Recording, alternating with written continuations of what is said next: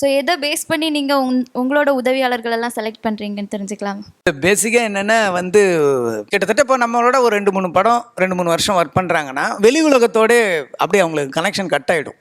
அதனால தான் என் அசிஸ்டன்ட் டைரக்டருங்க எல்லாமே சொல்லுவாங்க, நீ இங்கே சேர்ந்துட்டியா, சேர்ந்த 10 நாள் உனக்கு பிரேக்கப்புக்கு தயாராகிடு அப்படின்றாங்க எல்லோரும். ஏன்னா அவன் வீட்டுக்கு போகிறதுக்கே டைம் இருக்காது. நான் ஃபஸ்ட்டு திங்கே வந்து ஒரு ப்ராஜெக்டை வந்து ஏன் படம்னு சொல்ல மாட்டாது, அவங்க பேசும்போது நம்ம படம்னு சொல்கிற அளவுக்கு அவங்கள ஓன் பண்ண வைப்பேன். நான் ஒர்க் பண்ணும்போது நீங்கள் வந்து இப்போ ஃபஸ்ட்டு ஒரு அசிஸ்டன்ட் டைரக்டர் போகிறான்னா அவன் வந்து செட்டில் போய் அங்கே நிற்கணும், செட்டு உள்ளே வர முடியாது.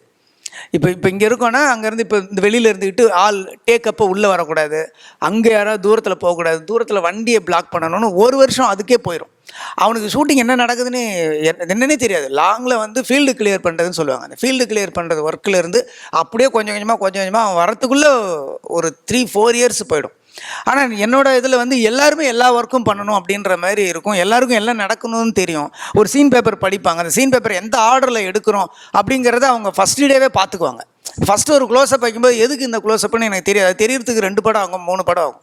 ஃபஸ்ட்டு க்ளோஸ்அப்னா உடனே தெரியும், ஓ அந்த என்ட்ரியை விட்டுட்டாரு, வர்றதை விட்டுட்டாங்க, இதை விட்டுட்டு அதுக்கப்புறம் வர்ற அந்த ஃபஸ்ட்டு க்ளோஸ்அப் எடுக்கிறாங்க, ஓகேன்னு இருக்கும். அப்போ ஒரு சீனை வந்து ஷூட்டிங்கில் எப்படி வேணால் ஆரம்பிக்கலாங்கிற நாலேஜ் வந்து அவங்களுக்கு எடுத்தோடனே கிடச்சிரும்.